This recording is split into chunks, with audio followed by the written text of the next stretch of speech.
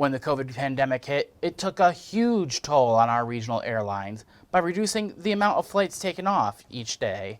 The reduced air service is not unique itself to our area, but it's something other small and regional airlines across the U.S. are dealing with too. We brought this issue to the Department of Transportation, which our Washington, D.C. correspondent Rachel Knapp spoke with directly about this issue. Her exclusive report from Washington. Well, I think it's very important, not only for the leisure customer, but for the business customer as well. Because anytime we're a community that certainly looks to retain business and attract business to the area, air service is vital to that. Tom Freeman, the director of aviation at the Elmira Corning Regional Airport, says there's a high demand for travelers visiting New York's southern tier. Currently, the flights are all full, and they tend to be quite expensive.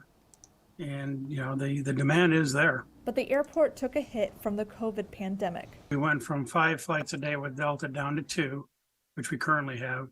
United had left just at the start of COVID. Elmira isn't the only regional airport facing this issue. American Airlines pulled out of Ithaca's airport last year, reducing the amount of air service there too. Freeman says one of the ways that could help their airport is a program called the Essential Air Service. It's a federal program that guarantees small communities will maintain a minimal level of air service by subsidizing round trips each day. Right now, only some New York State airports qualify for the EAS program because they're located far away from the nearest large or medium hub airport. Currently, the Elmira Corning Airport does not qualify for this program. One of my fears is that the airlines, kind of like the idea of making people drive 2 hours to Rochester or Syracuse, because then they think they can capture the passengers there.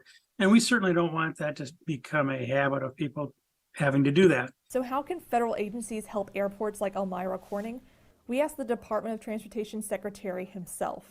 Well, having been a mayor of a smaller city in the industrial Midwest, I know firsthand how important these smaller airports can be. DOT Secretary Pete Buttigieg says he's concerned any time he sees an airline is withdrawing their service to small regional airports. We're making clear to airlines that we're looking for them to provide more, not less, especially to these smaller communities, raising the bar on customer service so that you don't see the kind of cherry picking that leaves some customers or passengers behind, only having to some of the lower service options to choose from. Freeman hopes policymakers can open up the EAS program to markets like Elmira's.